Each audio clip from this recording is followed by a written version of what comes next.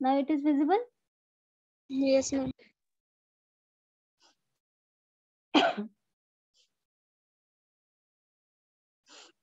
ठीक आहे. Sequential execution म्हणजे काय, तुम्ही जो काय कोड लिहिताय तो लाईन बाय लाईन एक्झिक्यूट होतोय, बरोबर. लाईन बाय लाईन काय होतोय, तो एक्झिक्यूट होतोय. पण जेव्हा हे कंट्रोल स्ट्रक्चर यूज करणार आहोत आपण, हे जे तुमच्या समोर दिसतात म्हणजे if else, nested if else ladder, else if ladder, while, do while, for, break, continue, nested loops, switch case, ह्याच्यातलं कुठलंही कंट्रोल स्ट्रक्चर आपण जेव्हा यूज करणार आहोत त्यावेळेस तुम्ही कंट्रोल करणार आहात एक्झिक्युशन. म्हणजे जो काय डेव्हलपर असतो किंवा जो प्रोग्राम लिहिणार असतो तो कंट्रोल करतो की कुठला कोड एक्झिक्यूट करायचा आहे, कुठला कोड एक्झिक्यूट नाही करायचा आहे, किंवा एखादा कोड किती वेळा एक्झिक्यूट करायचा आहे, हे सगळं डिसाईड कोण करतं, प्रोग्रामर डिसाईड करतो. आणि त्याप्रमाणे आपण काय करतो, त्याप्रमाणे आपण त्या एक्झिक्युशनला कंट्रोल करतो की मला हाच कोड फक्त एक्झिक्यूट करायचा, हा कोड नाही एक्झिक्यूट करायचा, या कंडिशनला मला हा कोड एक्झिक्यूट करायचा, त्या कंडिशनला मला दुसरा कोड एक्झिक्यूट करायचा आहे. Likewise I can decide or developer can decide which code is going to execute. ठीक आहे. मग आपल्याला जेव्हा एखाद्या पर्टिक्युलर कंडिशनला एखादा कोड एक्झिक्यूट करायचा असतो त्यावेळेस काय करावं लागतं, आपल्याला त्याला कंट्रोल करावं लागतं. अदरवाईज सिक्वेन्शियली तुमचं एक्झिक्युशन होणार ना. मग मला तसं नकोय, मला जर ही कंडिशन ट्रू असेल तर हा पर्टिक्युलर कोड एक्झिक्यूट करायचा आहे, किंवा ही पर्टिक्युलर कंडिशन फॉल्स असेल तर दुसरा कोड एक्झिक्यूट करायचा आहे. ठीक आहे. किंवा कंडिशन कुठलीही असेल किंवा ते स्पेसिफिक कंडिशन असेल तर हा कोड एक्झिक्यूट करा, किंवा मला हा कोड 10 वेळा एक्झिक्यूट करायचा आहे, 50 वेळा एक्झिक्यूट करायचा आहे, 100 वेळा एक्झिक्यूट करायचा आहे. एक स्पेसिफिक कोड असेल, सपोज 4 लाईनचा कोड आहे तुमचा, तो तुम्हाला 10 वेळा 50 वेळा काय करायचा आहे, एक्झिक्यूट करायचा आहे, बरोबर आहे. मग तो एक्झिक्यूट करताना त्याच्यासाठी आपण काय करतो, मग लूप यूज करतो, बरोबर आहे. आणि कंडिशन चेक करून आपल्याला एक्झिक्यूट करायचं असेल तर आपण डिसिजन मेकिंग किंवा डिसिजन स्ट्रक्चर यूज करतो. ठीक आहे. मग त्याच्यासाठी आपल्याकडे हे सगळ्या टेक्निक्स आहेत, ह्या ज्या तुम्हाला समोर दिसतात ह्या सगळ्या टेक्निक्स आहेत किंवा कंट्रोल स्ट्रक्चर्स आहेत, ज्याच्या थ्रू आपण डिसाईड करू शकतो की आपल्याला कोड कसा एक्झिक्यूट करायचा. Instead of sequential execution I will execute the code according to my requirement, okay, or according to the condition. ठीक आहे. मग त्याच्यामध्ये कुठले कुठले कंट्रोल स्ट्रक्चर्स आहेत बघा, इफ आहे, इफ एल्स आहे, नेस्टेड इफ एल्स आहे, एल्स इफ लॅडर आहे, व्हाईल आहे, do while, for, break, continue, nesting of loops and switch cases. Okay, all these are the control structures. म्हणजे जे सगळे कंट्रोल स्ट्रक्चर्स आहेत ते सगळेच या सिलेबस मध्ये इन्क्लूड झालेले. ठीक आहे. हे थोडस कंट्रोल स्ट्रक्चर हे लिहा, unit number 2 control structure.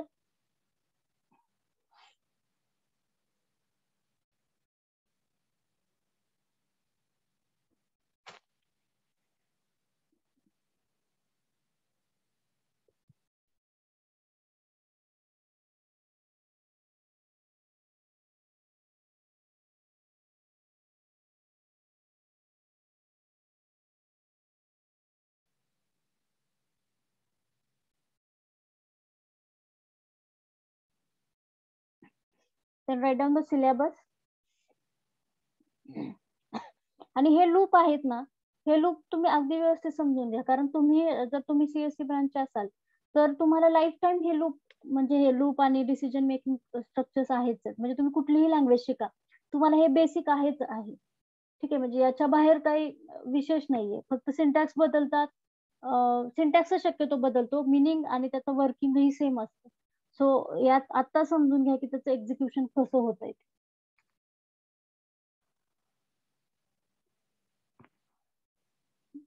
Even म्हणजे सगळेच, कारण मेकॅनिकल असू दे, सिव्हिल असू दे, तुम्हाला पुढे सी प्लस प्लस आहे, जावा आहे, सो तिथेही हे लूप्स किंवा हे डिसिजन मेकिंग स्ट्रक्चर आहेच आहेत, किंवा सगळेच कंट्रोल स्ट्रक्चर आहेत. आणि ते तुम्हाला यूज पण करावे लागतात, फक्त थोडासा सिंटॅक्स बदलतो. बाकी त्याचं जसं इथं एक्झिक्युशन आपण बघणार आहोत तसंच एक्झिक्युशन तुम्ही कुठल्याही लँग्वेज मध्ये शिका. म्हणजे पायथॉन मध्ये तसंच एक्झिक्युशन होतं, जावा मध्येही तसंच एक्झिक्युशन होतं, बरोबर आहे. फक्त त्याचं एक्झिक्युशन कसं होतंय हे तुम्हाला आता शिकायचं.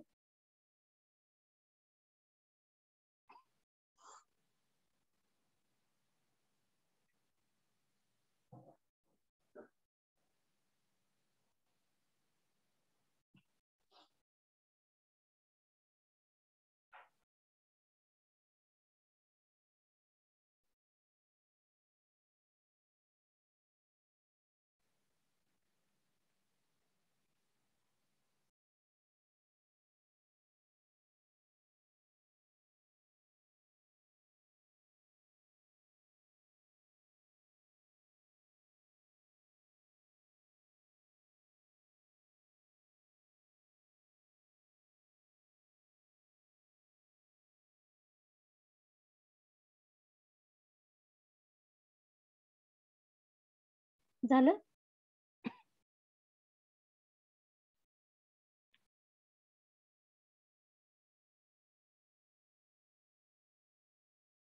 Yes.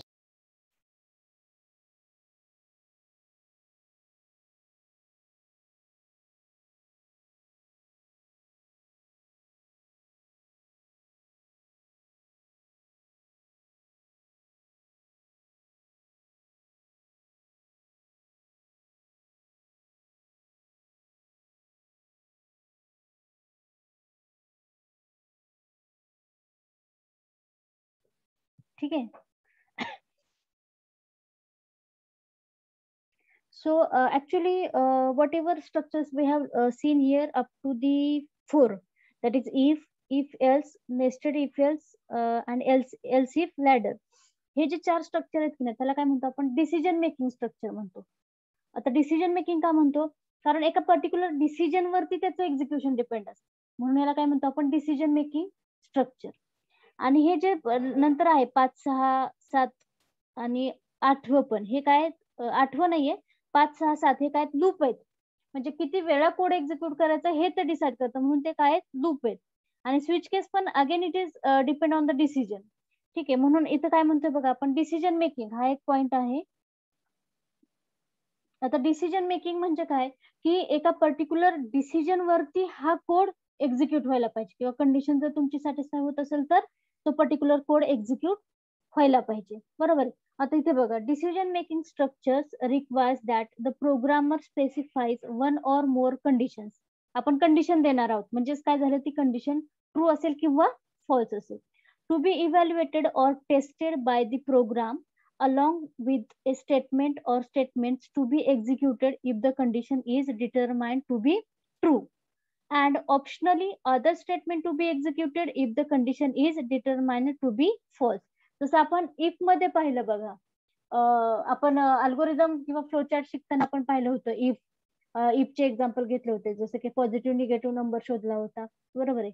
मग इथे पण आपण काय करतोय, प्रोग्रामर एक कंडिशन देतोय, ती टेस्ट करतोय, प्रोग्राम टेस्ट करतो किंवा कंपायलर ती कंडिशन टेस्ट करतो. जर ती कंडिशन ट्रू असेल तर ते पर्टिक्युलर इफचा ब्लॉक एक्झिक्यूट होईल, अदरवाइज एल्सचा ब्लॉक एक्झिक्यूट होईल. बरोबर आहे. Again it is depend upon the control structure. आता आपण किती 4 कंट्रोल स्ट्रक्चर बघणार आहोत डिसिजन मेकिंग. मग प्रत्येकाचा सिंटॅक्स वेगळा आणि प्रत्येकाचं एक्झिक्युशन पण वेगळं वेगळं आहे. बरोबर आहे. प्रत्येकाचं कंडिशन चेक करणं वेगळं आहे. पण डिसिजन मेकिंग म्हणजे काय, नॉर्मली कंडिशन चेक करायची, कंडिशन ट्रू असेल तर हा ब्लॉक एक्झिक्यूट करायचा, कंडिशन फॉल्स असेल तर पुढचा ब्लॉक एक्झिक्यूट करायचा, and then remaining code of your program is going to execute. म्हणजे इफचा ब्लॉक तुमचा संपला की त्याच्यानंतर जो काही तुमच्या प्रोग्रामचा ब्लॉक असेल तो काय होईल, एक्झिक्यूट होत राहील. ठीक आहे. आता याच्यामध्ये हे फक्त हेडिंग लिहा आणि ते लाईन्स लिहून घ्या आणि डायग्राम. आता इथं या डायग्रामला काय म्हणतो आपण, फ्लो डायग्राम. बरोबर आहे की नाही, किंवा फ्लो चार्ट पण म्हणू शकतो, but it is general flow chart. बरोबर आहे. It is general flow chart. आपण कुठल्याही कंट्रोल स्ट्रक्चरचा फ्लो चार्ट आपण अजून पाहिलेला नाही. हा जनरल फ्लो चार्ट आहे. मग आता जसं आपण बोललो, इथे काय म्हणतोय बघा आपण, कंडिशन. ठीक आहे. जर कंडिशन ट्रू असेल तर तो पर्टिक्युलर ब्लॉक एक्झिक्यूट होईल, आणि जर कंडिशन फॉल्स असेल तर आपण कम्प्लीट इफ ब्लॉकच्या बाहेर येऊन जो तुमचा प्रोग्रामचा राहिलेला कोड आहे तो काय करू, एक्झिक्यूट करू. It is the general flow chart of decision making. ठीक आहे. मग आता डिसिजन मेकिंगचे जे 4 प्रकार आहेत, ते 4 प्रकारामध्ये एक्झिक्युशन वेगवेगळ्या पद्धतीनं होत असतं. पण जनरली कसं, कंडिशन ट्रू असेल तर हा ब्लॉक एक्झिक्यूट होईल, कंडिशन फॉल्स असेल तर आपण प्रोग्रामचा राहिलेला कोड एक्झिक्यूट करू, किंवा एल्स पार्ट असेल तो एक्झिक्यूट करू. Depends on the control structure. बरोबर आहे. पण जनरल स्ट्रक्चर काय, कंडिशन ट्रू असेल तर हा ब्लॉक, कंडिशन फॉल्स असेल तर remaining code of your program. Okay. Just heading लिहा आणि ही इन्फॉर्मेशन लिहून फ्लो चार्ट काढा डिसिजन मेकिंगचा.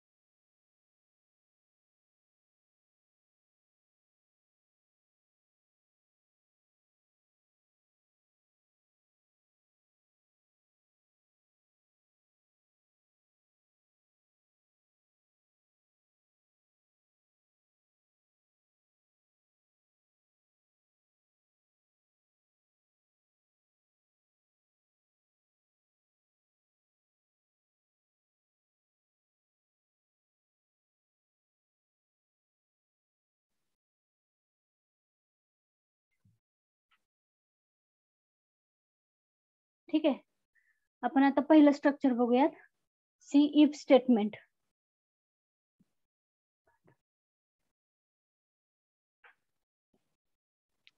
ठीक आहे. इफ स्टेटमेंट मध्ये काय होतं, कंडिशन चेक होते, कंडिशन बरोबर असेल तर तो इफचा ब्लॉक एक्झिक्यूट होतो, अदरवाइज तुमच्या प्रोग्रामचा जो राहिलेला कोड आहे तो एक्झिक्यूट होईल. इफ स्टेटमेंट त्याचा सिंटॅक्स काय बघा, if Boolean expression, Boolean expression म्हणा किंवा कंडिशन म्हणा, नो प्रॉब्लेम. आता हे कंडिशन जे आहे ती कशामध्ये लिहायची तुम्हाला, ओपनिंग राउंडेड ब्रॅकेट मध्ये, क्लोजिंग राउंडेड ब्रॅकेट मध्ये. इथे बघा काय लिहिले आपण, if Boolean expression it should be comes in between opening and closing rounded bracket. बरोबर आहे. त्याच्यामध्ये आपण काय टाकली, कंडिशन. आता जो काही ब्लॉक लिहायचा आहे तो ब्लॉक नेहमी तुम्हाला कशामध्ये लिहावा लागतो बघा, opening and closing curly bracket मध्ये. हे ओपनिंग कर्ली ब्रॅकेट, हे क्लोजिंग कर्ली ब्रॅकेट, ह्याच्यामध्ये काय येतील तुमचे स्टेटमेंट्स येतील. बरोबर आहे. इफ बुलियन एक्सप्रेशन और condition is true, then and then only the statements are going to execute whatever we have included within a block. लक्षात येतं एक्झिक्युशन ह्याचं कसं होईल, इफ बुलियन एक्सप्रेशन किंवा कंडिशन जर तुमची ट्रू असेल ही, तर काय होईल, हा ब्लॉक एक्झिक्यूट होईल. आणि जेव्हा तुम्हाला प्रोग्रामिंग मध्ये जेव्हा ब्लॉक क्रिएट करायचा असतो त्यावेळेस कंपल्सरी काय करावं लागतं, ओपनिंग कर्ली ब्रॅकेट आणि क्लोजिंग कर्ली ब्रॅकेट्स घ्यायला लागतात. इथे आहे बघा, इथे काय घेतलं आपण, इफ राउंडेड ब्रॅकेट मध्ये कंडिशन टाकायचे, त्याच्यानंतर एंटर करा ओपनिंग कर्ली ब्रॅकेट, त्याच्यानंतर तुमचे काय स्टेटमेंट्स असतील ते statements and closing curly bracket. Opening curly bracket आणि क्लोजिंग कर्ली ब्रॅकेट काय इंडिकेट करतात, इट इज द ब्लॉक. काय इंडिकेट करतात, इट इज द ब्लॉक. आणि हे ब्लॉक कधी एक्झिक्यूट करायचं, जेव्हा ही बुलियन एक्सप्रेशन किंवा कंडिशन तुमची ट्रू असेल तेव्हा. आता त्याचा फ्लो चार्ट कसा आहे बघा, condition, if condition is true, conditional code is going to execute, otherwise the remaining code of your program is going to execute. ठीक आहे. हेडिंग ला सी इफ स्टेटमेंट आणि सिंटॅक्स लिहून घ्या त्याचा. आणि फ्लो चार्ट नाही काढला तरी चालेल, कारण जनरल जसं आहे तसंच इफ आहे. हे इफ स्टेटमेंट हे अगदीच कॉमन आहे.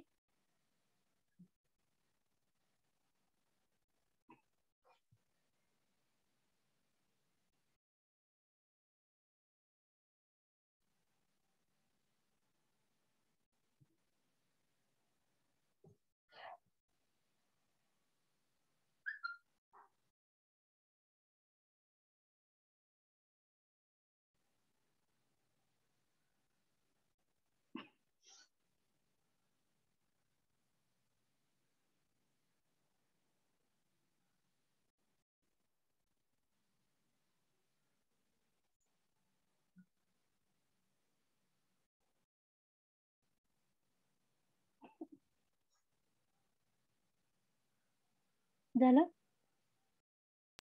येस. ठीक आहे. इफ स्ट्रक्चरचं एक्झिक्युशन जसं मी तुम्हाला आता सांगितलं तसंच होतंय. आता हे थेअरी वाचण्यापेक्षा आपण काय करूयात, एडिटर वरती एक प्रोग्राम एक्झिक्यूट करून बघूया. म्हणजे आपण पाहिलेलाच आहे खरं हा, पण नॉर्मल आपण ऍज पर प्रोसिजर जाऊयात. एक प्रोग्राम, सिंपल एक प्रोग्राम आपण काय करूयात, एक्झिक्यूट करून बघूयात.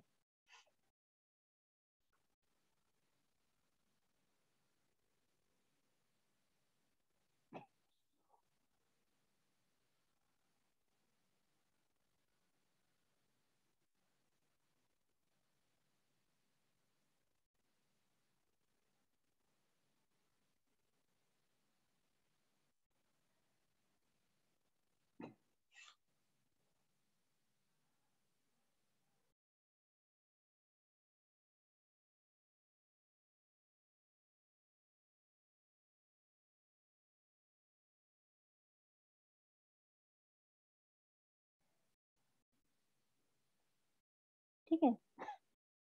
वेगळाच एडिटर ओपन झाला का हा.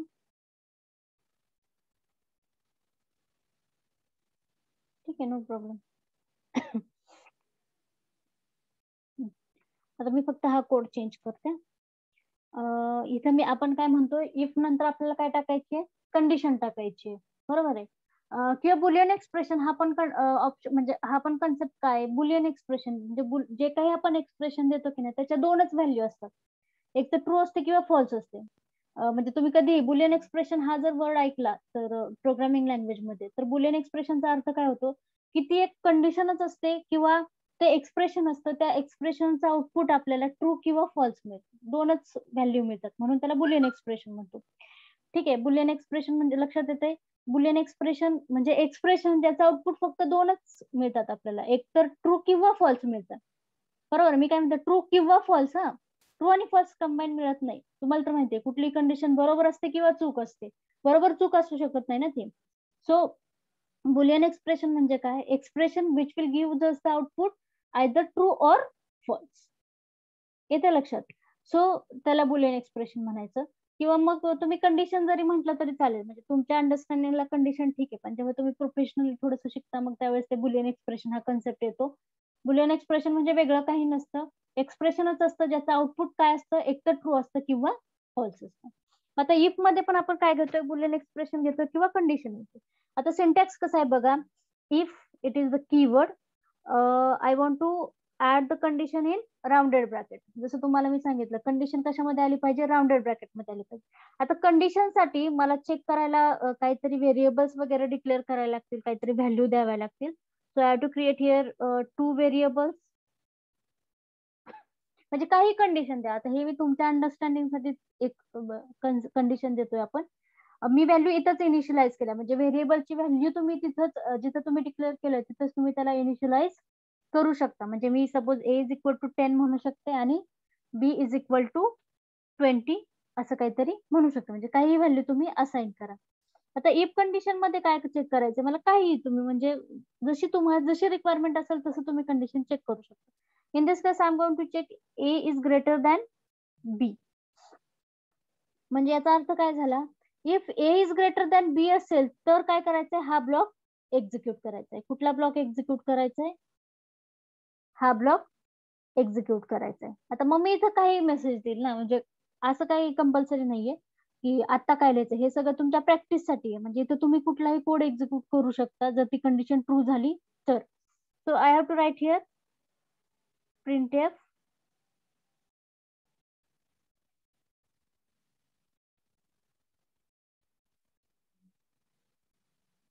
a is greater than b end with semicolon. म्हणजे एवढा सिंपल एक message I have display on the screen if the condition is true. त्याच्यानंतर मी काय म्हटलं की तुमचा इफ ब्लॉक एक्झिक्यूट होईल किंवा नाही होईल, again it is depend upon the condition. पण तो ब्लॉक होईल नाही होईल तो कंडिशनवर डिपेंड आहे, पण तुमचा राहिलेला प्रोग्रामचा जो कोड आहे तो परत काय होत असतो, एक्झिक्यूट होत असतो. सपोज मी इथं लिहिलं प्रिंटफ एक स्टेटमेंट लिहिलं किंवा तुमचा काहीतरी रिमेनिंग कोड असेल,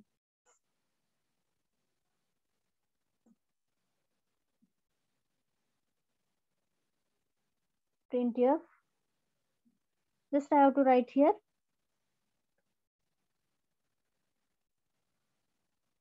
welcome or you can write any message. ठीक आहे. आता ह्याचं एक्झिक्युशन कसं होईल बघा, here the execution will be start from integer main function. त्याच्यानंतर इथे आलंय व्हेरिएबल डिक्लेअर झाली. आता a ची व्हॅल्यू काय आहे 10, b ची व्हॅल्यू काय आहे 20.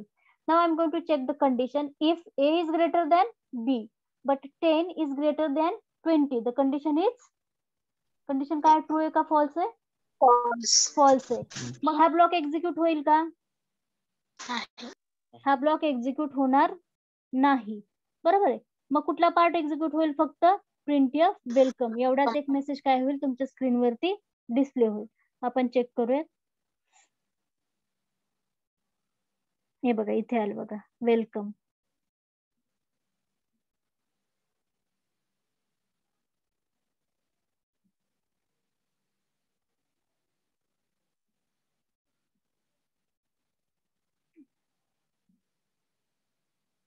आलं लक्षात, इथं काय मेसेज आला, welcome.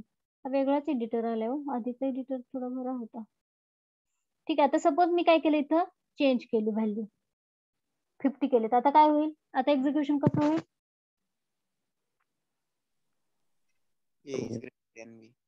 a is greater than b आणि वेलकम सगळंच एक्झिक्यूट होईल.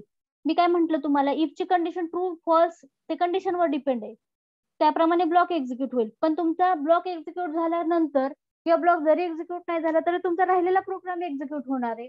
बरोबर आहे. मग आता इथे काय झालं, A is greater than B that is 50 is greater than 20 the condition is true. मग काय झालं, A is greater than B हा मेसेज डिस्प्ले होईल. नंतर आपण ब्लॉकच्या बाहेर आलो आणि प्रिंट एफ हे स्टेटमेंट पण काय होईल, एक्झिक्यूट होईल. किंवा याच्यानंतर तुमचा 100 लाईनचा जरी कोड असेल तरी तो पूर्ण कोड काय होईल, एक्झिक्यूट होईल. ठीक आहे. हे बघा इथे आलं, A is greater than B. Output दिसतंय का सगळ्यांना? Yes ma'am. हे बघा इथे A is greater than B and welcome both the statements are going to execute. मगाशी फक्त एकच स्टेटमेंट एक्झिक्यूट झालं होतं लास्ट ब्लॉकच्या बाहेरचं, कारण कंडिशन काय होती, फॉल्स होती. आलं लक्षात? इफ स्ट्रक्चर सिंपल आहे. इफ स्ट्रक्चर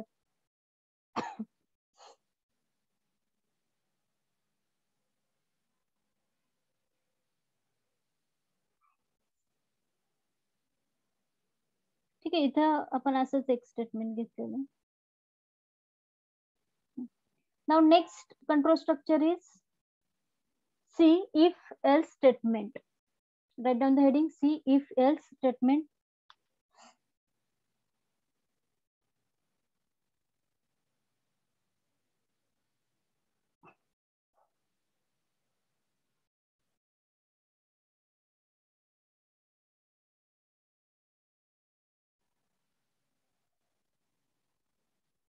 ठीक आहे.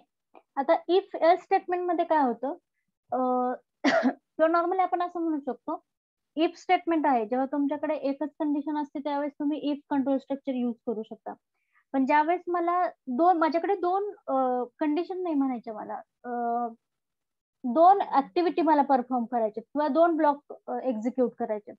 पण दोन ब्लॉक कसे एक्झिक्यूट करायचे, कंडिशन ट्रू असेल तर एक पर्टिक्युलर ब्लॉक एक्झिक्यूट करायचं आहे आणि कंडिशन फॉल्स असेल तर मला दुसरा ब्लॉक एक्झिक्यूट करायचे.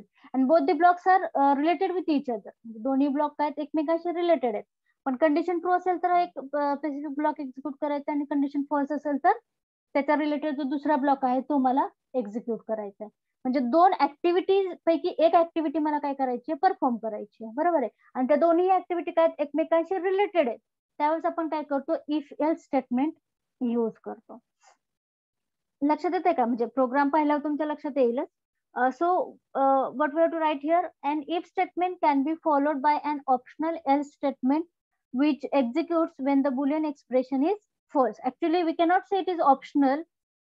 If we are going to use if else statement, then it is compulsory to write down the else statement or the else part. It is not optional. But optional कधी कधी म्हणतो आपण, जर if ची condition false झाली तर तुमचा else part काय होतो, एक्झिक्यूट होतो. आता इथे सिंटॅक्स काय बघा, syntax is here if then opening rounded bracket boolean expression close rounded bracket then opening curly bracket. इथे बघा ओपनिंग कर्ली ब्रॅकेट आहे म्हणजे एक ब्लॉक सुरू झालाय आपला. मग हा ब्लॉक आपण इथे लिहिला, मल्टिपल स्टेटमेंट्स काय असतील ते लिहिले. त्याच्यानंतर हा ब्लॉक काय केला आपण, क्लोजिंग कर्ली ब्रॅकेटने क्लोज केला. मग या ब्लॉकला काय म्हणतो आपण, इफ ब्लॉक. या पहिला जो ब्लॉक आहे याला काय म्हणतो आपण, इफ ब्लॉक. हा कधी एक्झिक्यूट होतो, जेव्हा बुलियन एक्सप्रेशन ट्रू असेल तेव्हा हा ब्लॉक एक्झिक्यूट होईल. अदरवाईज एल्स ब्लॉक काय होतो, एक्झिक्यूट होतो. जर इफ ब्लॉक तुमचा किंवा ही बुलियन एक्सप्रेशन जर फॉल्स असेल तर एल्स ब्लॉक काय होईल तुमचा, एक्झिक्यूट होईल.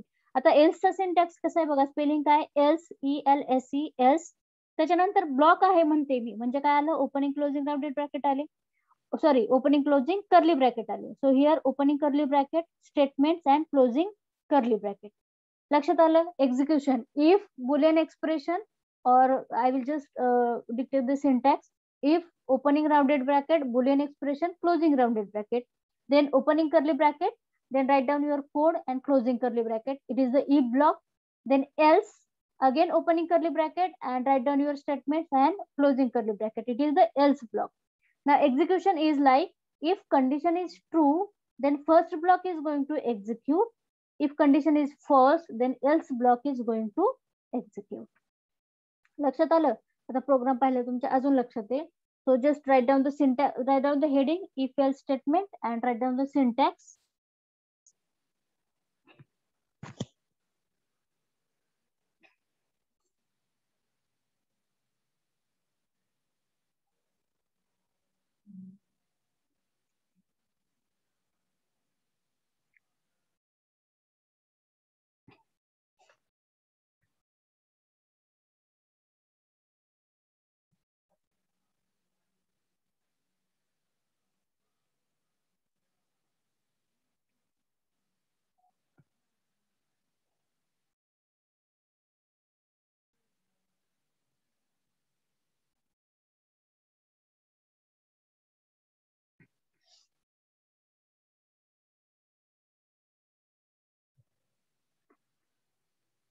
झालं सिंटॅक्स लिहून?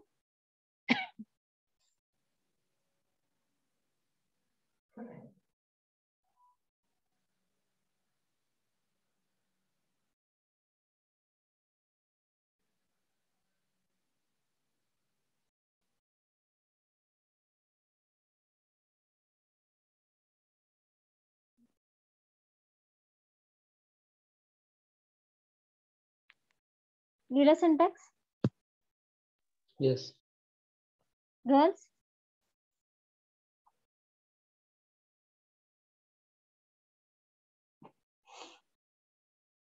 गर्ल्स सिंटॅक्स झालं का लिहून? Yes, ma'am.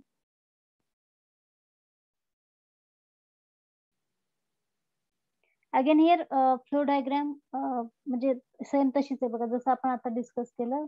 कंडिशन डायमंड मध्ये दाखवली बघा इथे. Then if condition is true, if code is going to execute. If condition is false, else code is going to execute.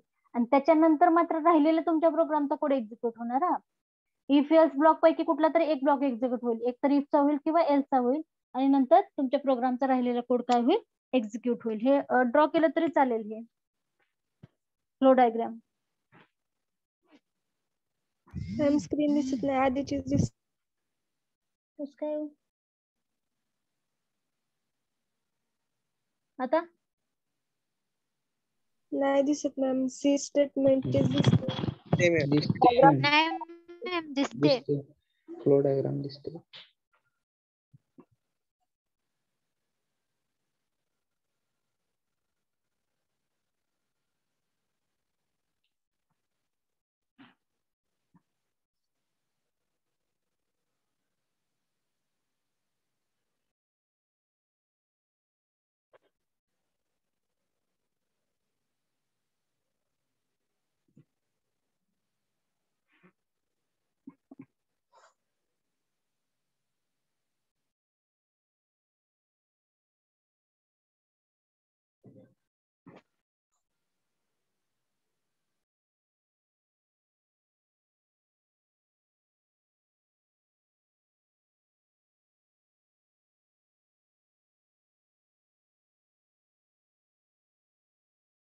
झालं?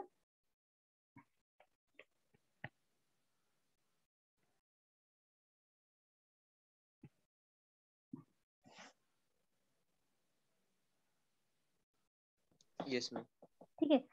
आता तुम्हाला अल्गोरिदम्स आपण जेव्हा शिकत होतो ना, तेव्हाच एक एक्झाम्पल आठवतंय का, ज्याच्यामध्ये आपण पॉझिटिव्ह आणि निगेटिव्ह नंबर फाइंड आउट केले होते बघा. आता आपण तेच काय करूयात, प्रॅक्टिकलनी एक्झिक्यूट करून बघूयात. एक मिनिट, आपण पहिला एडिटर मिळतोय का बघूयात.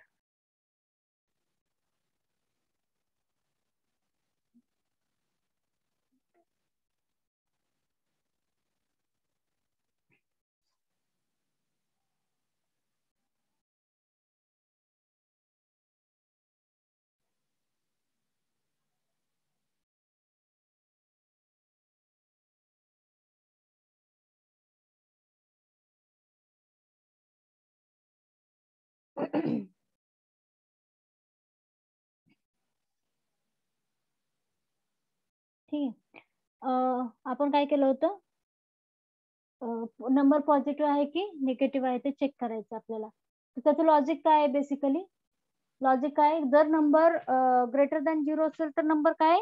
पॉझिटिव्ह आहे. आणि जर नंबर लेस दॅन 0 असेल तर तो नंबर काय? निगेटिव्ह आहे. बरोबर आहे. So to store the number, I have to create here one variable, integer a suppose. म्हणजे एक व्हेरिएबल घेतलं ज्याच्यामध्ये आपण काय करणार आहोत, नंबर स्टोअर करणार आहोत. बरोबर आहे. So I have to write here and I have to assign the value for a is equal to suppose 10. a ला काय केली मी? 10 व्हॅल्यू असाइन केली. आता a व्हेरिएबल मध्ये काय व्हॅल्यू आहे? 10. बरोबर आहे.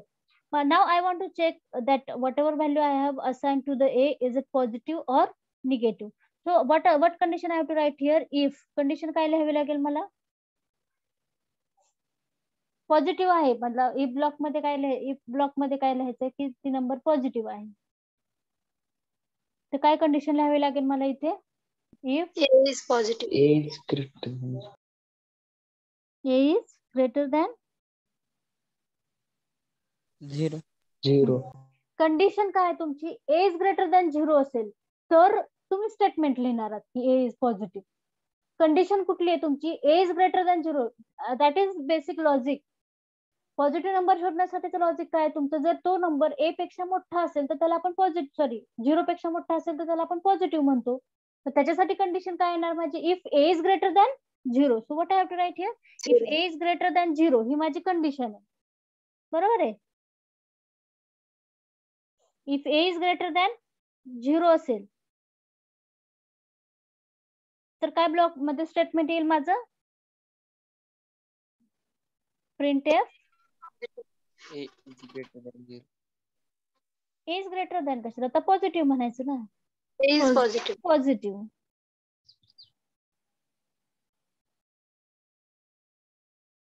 ठीक आहे. आणि आता नसेल, ए हा 0 पेक्षा मोठा नसेल तर मग मी कुठला पार्ट एक्झिक्यूट करायचा आपल्याला, एल्स. Else. एल्स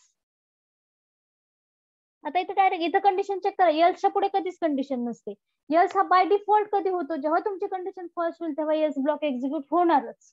ठीक आहे, त्यामुळे तिथे कंडिशन स्पेसिफाय करायची गरज नाही. आणि एल्सच्या पुढे कधीही कंडिशन नसते. तुम्ही सिंटॅक्स पण बघितलं असेल, एल्सच्या पुढे कधीही कंडिशन नसते. So what I have to write here, printf a is negative. Negative. ठीक है, and after that I have to write one more statement here, printf. I can write any statement, so I have to write here welcome, or you can write any another statement. आता आपण check करूयात हे execution.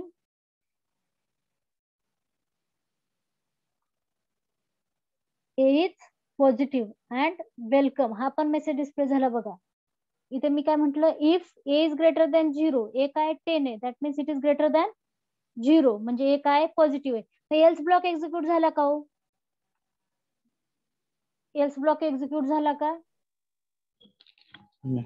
नाही झाला. कारण कुठला तरी एकच ब्लॉक एक्झिक्यूट होणार. एक तर कंडिशन ही तुमची किंवा बुलियन, जसं मी तुम्हाला म्हटलं बुलियन एक्सप्रेशनचे दोनच आउटपुट असू शकतात, ट्रू किंवा फॉल्स. बरोबर आहे, ट्रू फॉल्स हे कंबाईन आउटपुट असू शकत नाही. बुलियन एक्सप्रेशनचं नेहमी एकच आउटपुट असतं, एक तर ट्रू असतं किंवा फॉल्स असतं. म्हणून एक तर ट्रूचा ब्लॉक एक्झिक्यूट होईल किंवा फॉल्सचा ब्लॉक एक्झिक्यूट होईल. इफ एल्स मध्ये कसं होतं, if condition is true, if block is going to execute, else block is going to execute. बरोबर आहे. म्हणून इथे एल्सचा ब्लॉक एक्झिक्यूट झाला नाही. आणि हे सगळं झाल्यानंतर आपण काय म्हटलं, प्रोग्रामचा जो रिमेनिंग कोड आहे तो काय होईल, एक्झिक्यूट होईल. मग प्रोग्रामच्या रिमेनिंग कोड मध्ये मी काय स्टेटमेंट लिहिलं होतं, इफ म्हणजे प्रिंटएफ वेलकम मेसेज आपण काय केला होता, स्क्रीनवरती डिस्प्ले केला होता. लक्षात आलं एक्झिक्युशन. ठीक आहे. So what happen if I have to specify here is -10. A जर -10 असेल तर काय होईल, A is negative आणि welcome print A is negative आणि वेलकम हा मेसेज काय होईल, स्क्रीनवरती डिस्प्ले होईल. इफ ब्लॉक काय होईल, एक्झिक्यूट होणार नाही. इफ ब्लॉक एक्झिक्यूट होणार नाही कारण ही कंडिशन काय होईल तुमची, फॉल्स होईल. ही कंडिशन फॉल्स झाली की काय होईल, एल्स ब्लॉक तुमचा एक्झिक्यूट होईल. ठीक आहे. So we have to check. ठीक आहे. आता तुम्ही असं म्हणत असाल की हे तर पॉझिटिव्ह आहे का निगेटिव्ह आहे, हे तर समोरच दिसतंय की त्याला कशाला चेक करायला पाहिजे. पण हे आता हा कोड हे तुमच्या अंडरस्टँडिंग साठी मी एक सिंपल एक्झाम्पल घेतलंय. बरोबर आहे. पण कधी कधी काय होतं बघा, तुम्ही सपोज युजर कडून नंबर एंटर करून घेत असाल, तर युजर कडून नंबर एंटर करून घ्यायचा असेल तर आपल्याला काय कुठलं फंक्शन युज करावं लागतं, स्कॅनएफ फंक्शन युज करून घ्यायला लागतं. बरोबर आहे. मग युजर कुठला नंबर टाकेल हे आपल्याला माहिती होईल का हो आधीच ऍडव्हान्स मध्ये, की बाबा हा युजर आहे तो आता निगेटिव्हच नंबर टाकणार आहे, हे आपल्याला आधीच माहित होईल का, नाही होणार. मग त्यावेळेस तर आपल्याला त्याचं इनपुट चेक करावं लागेल की नाही, ते पॉझिटिव्ह आहे का निगेटिव्ह आहे ते. येते लक्षात आहे कोडचा यूज. आता ऍक्च्युली ह्या एडिटरवरती स्कॅनएफ फंक्शन प्रॉपर वर्क करत नाहीये, नाहीतर आपण ते पण पाहिलं असतं. आता मी इथं स्कॅनएफ फंक्शन वर्क करत नाहीये म्हणून व्हॅल्यू इनिशियलाइज करतेय. पण स्कॅनएफ फंक्शन मध्ये किंवा युजर काय व्हॅल्यू टाकेल हे कुठं आपल्याला माहिती असतं ना, नसतं माहिती. मग ते चेक करण्यासाठी आपण हा कोड यूज करूच शकतो किंवा करावाच लागणार आहे तुम्हाला. ठीक आहे.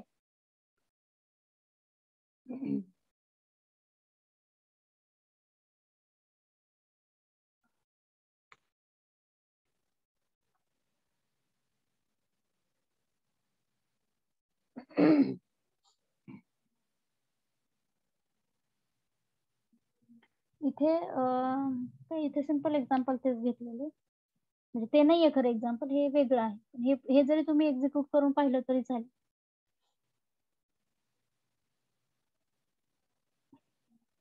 Now the next structure is C, nested if statement. Write down the heading C, nested if statement.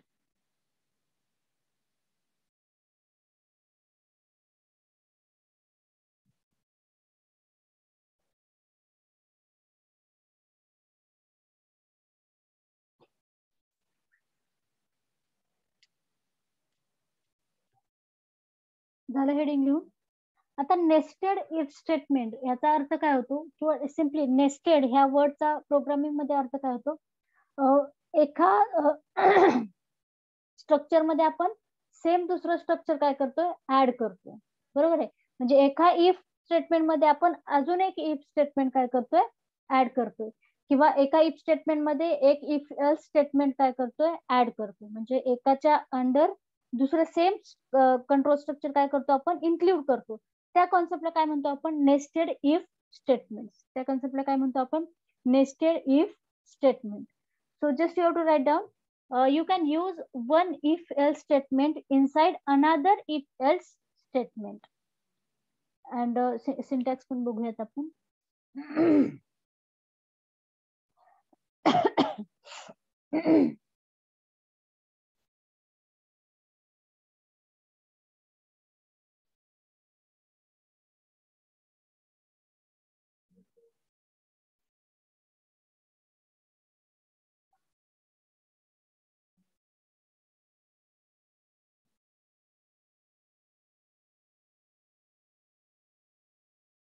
ठीक आहे. याचं सिंटॅक्स बघा काय आहे. If Boolean expression 1 opening curly bracket as usual we have to create the block. आता त्या if मध्ये मी काय घेतलं, इथं अजून एक इफ स्टेटमेंट घेतलं. म्हणजे ही कंडिशन जर ट्रू असेल तर आपण काय करणार, या ब्लॉक मध्ये एंटर करणार आणि परत एक आपण काय घेतला, इफ ब्लॉक घेतला. बरोबर आहे. मग ही कंडिशन चेक करणार आपण. जर ही कंडिशन ट्रू असेल तर हा ब्लॉक एक्झिक्यूट होणार, अदरवाईज आपण कम्प्लीट लूपच्या बाहेर येणार. आता ह्याच्यामध्ये आपण अजून एक सिंटॅक्स मध्ये एल्स पार्ट पण एक्झिक्यूट करू शकतो. म्हणजे या पहिल्या ई ब्लॉक नंतर, ह्या पहिल्या ई ब्लॉकच्या नंतर आपण एल्स ब्लॉक पण घेऊ शकतो. एक मिनिट मी ऍडच करते ते.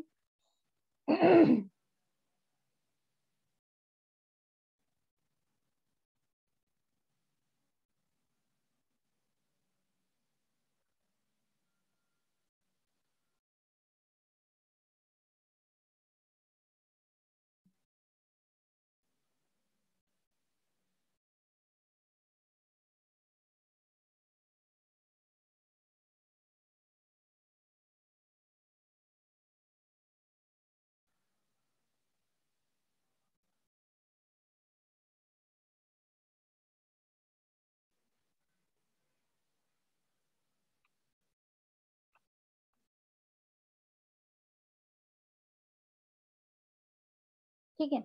इथे बघा आता ह्याचं एक्झिक्युशन कसं होईल. If Boolean expression 1 is true, तर आपण काय झालं, या ब्लॉक मध्ये एंटर झालो. या ब्लॉक मध्ये एंटर झाल्यानंतर परत एक इफ स्टेटमेंट आहे. If Boolean expression 2 is true, then हा ब्लॉक एक्झिक्यूट होईल. ठीक आहे. आणि जर बुलियन एक्सप्रेशन 1च तुमचं फॉल्स असेल तर डायरेक्ट काय होईल, एल्स पार्ट तुमचा, हा ई स्मॉल आहे, हा एल्स पार्ट काय होईल तुमचा, एक्झिक्यूट होईल. परत जर हे पहिलं बुलियन एक्सप्रेशन जर फॉल्स असेल तर आपण या ब्लॉक मध्ये एंटर करू का हो? या पहिल्या ब्लॉक मध्ये आपण एंटर, इथं आपण एंटरच करणार नाही. जर पहिलं बुलियन एक्सप्रेशन जर फॉल्स असेल तर या ब्लॉक मध्ये आपण काय करणार आहे, एंटर होणारच नाही. डायरेक्ट काय होईल, एल्स पार्ट तुमचा एक्झिक्यूट होईल. पण जर पहिलं बुलियन एक्सप्रेशन जर तुमचं ट्रू असेल तर आपण या ब्लॉक मध्ये एंटर करू आणि ह्या ब्लॉक मध्ये अजून एक इफ स्टेटमेंट आहे.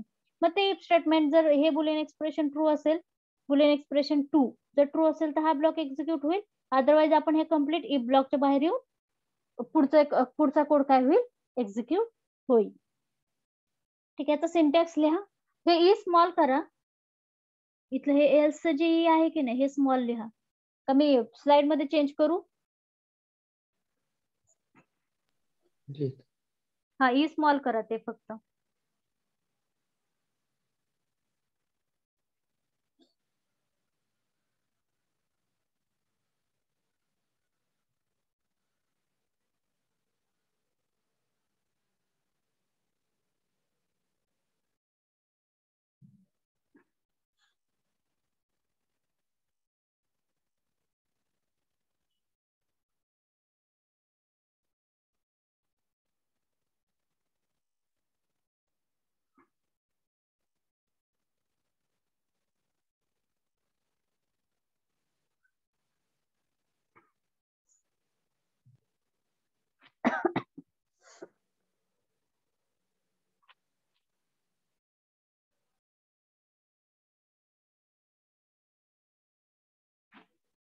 झालं?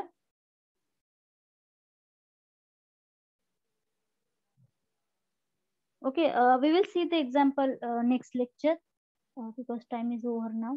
So I have to stop the recording and I will call the roll call numbers.